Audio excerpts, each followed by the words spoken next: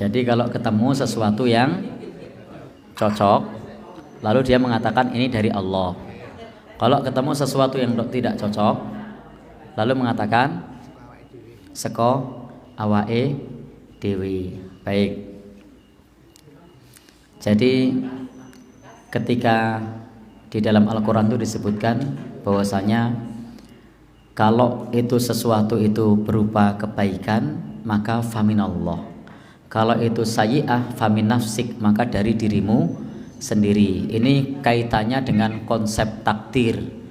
Jadi bukan terkait dengan konsep kebenaran. Kalau konsep takdir, ya kita dianjurkan untuk memahami bahwa segala sesuatu itu yang baik dari Allah Subhanahu wa ta'ala. Kalau buruk, maka itu dari diri kita sendiri. Ini kaitannya dengan hal ini. Kemarin sudah kita sampaikan konsep ini, bahwa di dalam agama kita diajarkan segala sesuatu yang terkait pilihan, maka itu kita sendiri yang memilih. Tapi segala sesuatu yang paksaan, maka itu disebut dengan takdir.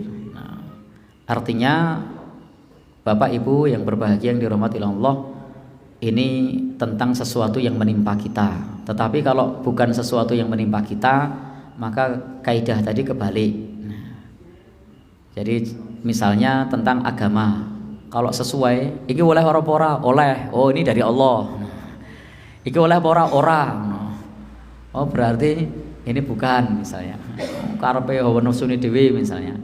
Jadi ukurannya kalau kebenaran itu masalahnya bukan hawa nafsu, tetapi ukurannya adalah Al-Quran dan As-Sunnah. Baik sesuai dengan diri kita atau tidak sesuai, kalau Al-Quran dan As-Sunnah sudah menyampaikan hal tersebut, maka itu yang kita terima.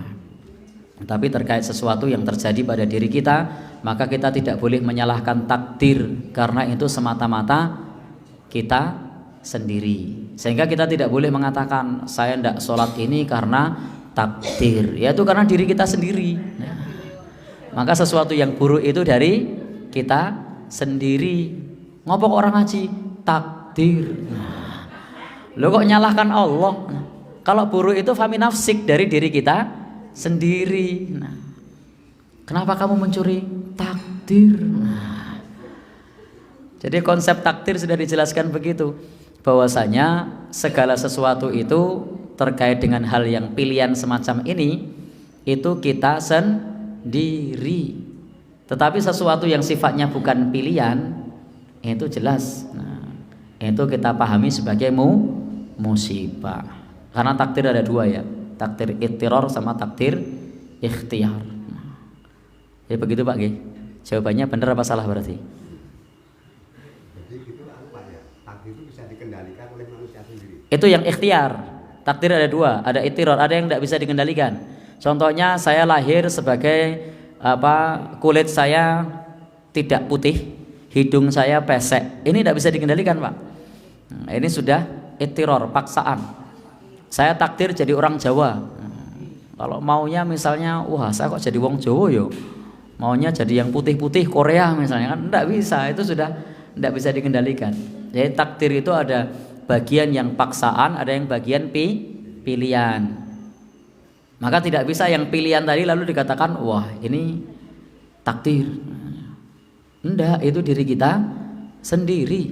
Maka kalau nyuwun sewu, sesuatu yang semacam ini tidak boleh kemudian yang buruk-buruk begitu, pilihan-pilihan yang jelek itu jangan disandarkan kepada Allah. Tapi itu adalah pilihan kita sendiri. Nah, maka jangan sampai kita mengatakan ngopo kok orang ngaji, takdir kok dari Allah begini. Nah, padahal siapa yang milih tidak ngaji? Kita sendiri. Kenapa kok tidak belajar agama? Oh, takdirnya saya tidak belajar agama kok. Nah, bahkan ada orang yang dinasihati, kalau saya takdirnya mendapat hidayah, saya itu lebih baik dari kamu. Nah, ini kan ngeles dia. Jadi itu pilihan. Nah, yang paksaan itu ya jelas Kita tidak punya pilihan, lahir jadi laki-laki, lahir jadi perempuan, lahir punya suku Jawa, lahir pendek. Jadi mau meskipun makannya sudah pakai susu peninggi badan, yo saya takdirnya pendek ya pendek. Gimana? Oh ya, kalau bisa milih itu Pak Darto milih keturunannya Habib. Nah, kalau bisa milih. Pripun? Baik, terima kasih. Setiap kita itu sebenarnya punya hidayah, Pak. Karena kullu mauludin yuladu alal fitrah. Jadi nanti di akhirat tidak bisa menuntut, ya Allah saya begini karena saya tidak dapat hidayah. Karena semua orang sudah diberi hidayah. Cuma masalahnya hidayah itu ditutup atau dilanjut. Jadi setiap orang itu diberi hidayah. Kullu mauludin yuladu alal fitrah. Jadi tidak bisa mengatakan saya begini karena saya tidak diberi hidayah. Diberi hidayah, cuma ditutup. Siapa yang nutup? Lingkungannya, bapaknya, ibunya, saudaranya, sekolahnya. Nah, jadi sebenarnya kita semua dapat hidayah. Dalilnya apa? Kullu mauludin yuladu alal fitrah. Semua dapat hidayah. Hanya saja hidayah itu ditutup. Maka nanti hidayah itu ada dua. Setelah fitrah ada taufik sama irsyad. Taufik itu hidayah yang ada dalam dada, irsyad itu hidayah yang sifatnya eksternal.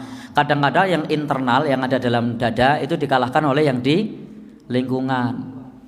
Seorang pencuri itu kalau dia hatinya masih bersih, pertama diajak mencuri hidayah masih datang kok. Ini keliru. Nah, tapi ketutup karena teman-temannya nyolong, dia ikut nyolong. Nah, ya. Seorang yang melakukan kejahatan pertama itu hidayah masih datang. Ini keliru. Masih takut, ragu-ragu. Tapi karena sudah terbiasa, ketutup dia. Sudah tidak merasa berdosa lagi. Orang yang biasa menjalankan sholat, pertama kali dia tidak sholat, itu hatinya, taufiknya masih jalan. Wah ini keliru nih, dak-dikduk nih, saya kok ninggalin sholat, kalau mati gimana gitu kan. 2 kali ninggalin sholat mulai aman, 3 kali mulai rileks, 4 kali mulai biasa, seminggu sudah, nah ketutup dia. Sehingga kita tidak bisa kemudian menyalahkan takdir. Saya bermaksiat ini karena takdir. Yang nutup hidayah dulu siapa? Ya, maka Allah itu akan mudahkan kita pada pilihan kita. Fasanu yassiruhu lil yusra. Allah akan berikan kemudahan pada jalan yang mudah. Jadi kalau kita tidak ngerti jalannya, kita akan kesulitan. Fasanu yassiruhu lil usra, maka Allah akan mudahkan jalannya kepada jalan yang sulit, maksudnya ke neraka. Setiap kita akan dimudahkan pada pilihan kita. Nah, contoh saya secara pribadi itu tidak ngerti loh di Panda ini yang jual narkoba siapa. Nah, kenapa? Karena kita tidak pernah milih jalan itu. Tapi yang milih jalan itu yo ngerti, wah jebule cedak, jebule tanggone dhewe, jebule kancane dhewe. Kenapa? Karena yang milih jalan itu Allah mudahkan. Nah, saya tidak punya satupun data di sini di Panda ini sopo sik dodolan narkoba karena tidak pernah milih jalan itu, tidak ngerti. Nah, tapi bagi orang yang milih jalan itu, walaupun jepit, walaupun rahasia, tidak pakai kontak telepon, ngerti. Kenapa? Karena milih jalan itu. Allah mudahkan itu dengan pilihannya tersebut. Bahkan orang yang tidak biasa ngaji tidak ngerti kok pengajian di mana saja. Tapi kalau orang yang mau nyari ya ada. Jadi begitu Pak ya, bahwa semua orang itu pada awalnya dapat hidayah. Termasuk taufik tadi. Ketika kita nyuwun sewu mau bermaksiat, seorang suami yang setia pada istrinya tiba-tiba digoda perempuan lalu mau selingkuh. Itu pas pertama. Berontak enggak batinnya? Nah. Ya, mak ora pengen. Berontak batinnya. Kenapa? Itu ada hidayah di situ. Tapi lama-lama, gimana Pak? Nah, hal biasa minal kulina. Oh lah, saya lagi ngerti dalilnya. Kok aneh ya? Baik. Jadi begitu nggih. Hidayah ini ditutup oleh kebiasaannya. Wallahu a'lam bishawab.